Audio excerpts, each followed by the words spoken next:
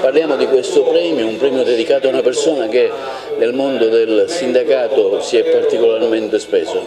Sì, vogliamo ricordare oggi Pio Capodieci, persona sensibile per bene, per anni dirigente dell'INPS, sindacalista di valore, e insieme ai suoi parenti e amici vogliamo soltanto ricordare la figura di una persona che ha dato tanto alla provincia di Agrigento, e quindi consegneremo un premio, un ricordo alla moglie.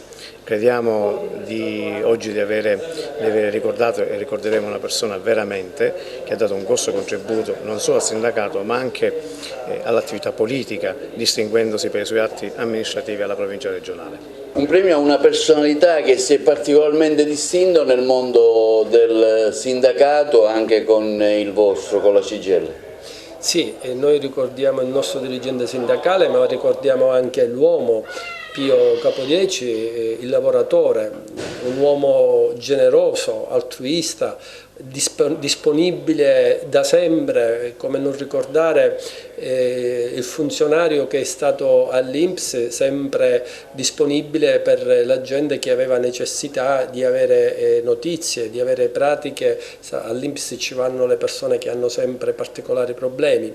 Poi, dopo un'esperienza politica, una breve esperienza politica, approda al nostro sindacato come dirigente del sindacato dei pensionati, mettendo a disposizione della nostra organizzazione la sua grande esperienza da funzionario, appunto. È stato molto utile e importante per tutta la tematica previdenziale, quindi dopo Piero anche Pio e tutti gli altri compagni e compagne che hanno contribuito in modo determinante a lasciare traccia di una grande organizzazione come quella della CGIL. Signora, un ricordo di suo marito, oggi una targa in sua memoria.